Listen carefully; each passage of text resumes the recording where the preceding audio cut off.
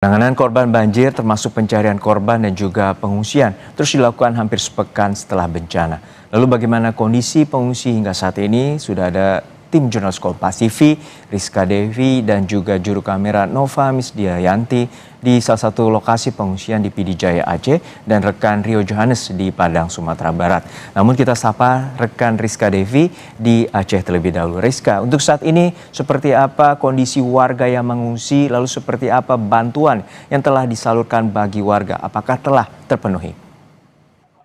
Ya, Juna dan juga saudara, ini saya melaporkan langsung dari salah satu titik pengungsian di Pidijaya yang tersebar di 49 titik lokasi pengungsian. Ini terdapat di komplek pemerintahan Pidijaya, dan memang saat ini untuk kondisinya masih banyak warga yang memang masih bertahan di tempat pengungsian ini. Namun sebagian warga ini sudah pulang untuk melihat rumah mereka untuk kemudian bisa membersihkan material banjir. Ini memang kalau di tempat wilayah saya melaporkan ini rata-rata ketinggian material longsor, maksud kami material banjir ataupun lumpur, ini bisa mencapai 1 meter begitu. Sementara tadi juga ada sebagian warga yang mengaku memang tidak pulang ke rumah karena material banjir ini sulit untuk dibersihkan, mengingat memang cuaca di sini sudah terik begitu, sehingga lumpur yang tadi dari rumah ini sudah mulai mengeras begitu.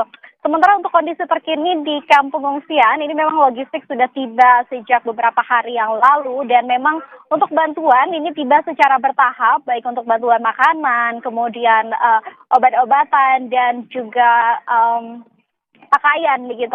Sementara bantuan ini juga diterima dari pemerintah pusat, pemerintah daerah, dan juga memang dari relawan dan juga komunitas-komunitas yang ada. Sementara juga untuk kondisi terkini di sini memang kekurangan air bersih begitu ya, karena memang pasokan air bersih yang terbatas di hampir wilayah Pidijaya. Ini untuk pasokan airnya difasilitasi melalui mobil tangki air, dan memang untuk kebutuhannya ini masih terbatas. Sementara untuk fasilitas sanitasi juga ini masih berkecukupan begitu, Juno. Ya Rizka, untuk saat ini seperti apa fasilitas kesehatan bagi warga? Tentu sepekan ini warga mengalami kondisi di mana sulit untuk mendapatkan tempat yang layak untuk bersih-bersih dan juga untuk mendapatkan air bersih. Lalu seperti apa kesehatan dan obat-obatan bagi warga? Ya, Juna, ini kalau misalnya kita lihat untuk kondisi di kamp pengungsian sendiri, untuk obat-obatan ini memang difasilitasi begitu dari bantuan, namun memang untuk jumlahnya ini masih terbatas. Sementara untuk tim medis juga sudah dikirim dari Dinas Kesehatan Aceh beberapa hari yang lalu, namun untuk jumlah tim medisnya juga masih terbatas begitu. Sementara untuk akses kesehatan juga di sini ada rumah sakit daerah begitu, dan saat ini memang kondisinya full begitu, mengingat memang hingga saat ini proses evakuasi masih dilakukan begitu, dan penemuan korban ini juga masih terus dilakukan begitu. Kemarin informasi kami terima dari Basarnas ada penambahan korban meninggal 2 orang, dan memang ini korbannya tersebut dievakuasi setelah banjirnya surut begitu, dan tertimbun lumpur yang ada di rumahnya sendiri. Untuk kesehatan ini memang masih kita update bertahap, apakah nanti akan ada penambahan tim medis atau seperti apa, Juno? Baik, terima kasih atas laporan lengkap Anda, jurnalis Kompas TV Rizka Devi dari Pidijaya Aceh. Lalu kita akan menyapa rekan Rio Johannes dari Padang, Sumatera Barat terkait dengan banjir bandang dan juga longsor di sana. Rio, untuk saat ini bagaimana akses pencarian korban dan juga distribusi bantuan logistik di Sumatera Barat? Hingga saat ini memang di Provinsi Sumatera Barat itu masih ada 3 titik pencarian korban, 2 diantaranya di Kabupaten Agam, 1 di Kota Padang Panjang. Di Kota Padang Panjang sendiri itu di kawasan Lembah Anai, korban banjir bandang dari Jembatan Kembar Kota Padang Panjang. Lalu di Kabupaten Agam, titik pencarian korban yang berada di Kecamatan Malala dan juga di Kecamatan Palembayan. Agam sendiri merupakan satu kabupaten kota terdampak yang paling parah di Provinsi Sumatera Barat, dan penyumbang maksudnya di sana terdapat banyak korban. Dan sehingga saat ini hingga pukul 9 pagi tadi, itu data terbaru yang diupdate oleh BPBD Provinsi Sumatera Barat menyatakan bahwasanya jumlah korban akibat banjir dan longsor di Provinsi Sumatera Barat itu ada 132 orang yang meninggal dunia, sementara 118 orang lain masih dalam pencarian. 118 orang korban yang masih dalam pencarian ini berada di Kecamatan Melala, Kecamatan Palembayan, dan di Kota Padang Panjang. Demikian, Juno. Ya Rio, untuk saat ini memang situasinya sangat kompleks di mana ada jalan dan juga jalur komunikasi yang terputus. Lalu seperti apa kondisi saat ini? Apakah sudah dapat terbaiki dan juga akses jalan dapat dilalui?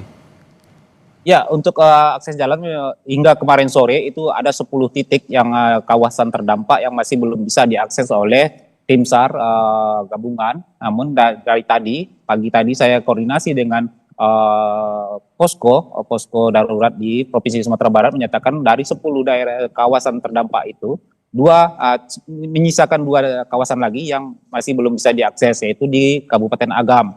Dan untuk yang belum bisa diakses ini, distribusi bantuan masih dilakukan dengan cara jalur udara.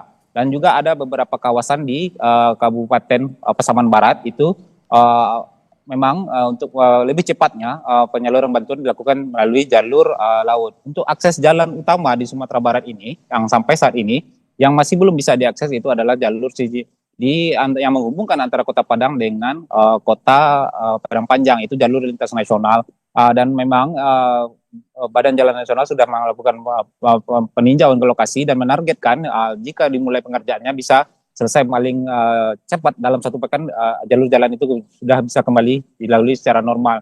Dan di posko tadi juga diinventarisir lagi beberapa infrastruktur yang rusak untuk jalan. Dan dari tim di lapangan sudah melakukan inventarisir, tadi juga sudah dibahas di dalam rapat.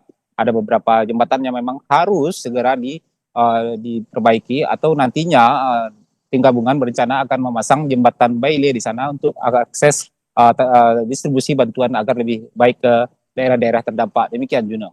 Ya Rio, untuk saat ini situasi pengungsian juga tentu banyak warga yang terdampak. Lalu bagaimana dengan pemberian bantuan makanan dan juga serta obat-obatan bagi warga di pengungsian? Ya, untuk kebutuhan bantuan sendiri saat ini saya memantau beberapa titik posko bantuan. Bantuan sudah mencukupi dan cukup banyak. Untuk penyalurannya memang ini untuk warga-warga atau masyarakat terdampak yang mengungsi, mereka berada di titik pengungsian itu terjangkau dengan baik, tersalurkan dengan baik.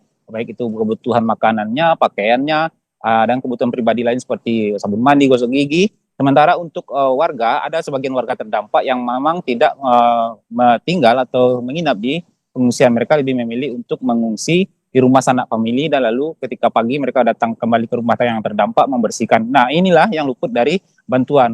Kebanyakan dari mereka yang tidak tinggal di pengungsian ini belum terjangkau bantuan dengan baik. Dan untuk tim kesehatan sendiri di sini, Polda Sumbar juga menurunkan tim kesehatan. Dinas Kesehatan juga menurunkan tim kesehatan, ID juga. Jadi tim kesehatan ini memang mobile sifatnya melakukan pemeriksaan dari satu titik pengungsian ke titik pengungsian lainnya. Ya, mereka juga berkolaborasi untuk memberikan trauma healing bagi anak-anak yang korban terdampak banjir di Kota Padang. Demikian, Juno. Baik, saat ini masih ada 2 kabupaten, salah satunya Kabupaten Agam yang masih terhambat untuk jalur akses jalan maupun komunikasi. Terima kasih atas laporan lengkap Anda, Rio Johannes, dan juga sebelumnya ada rekan Rizka Devi dari PD Jaya Aceh.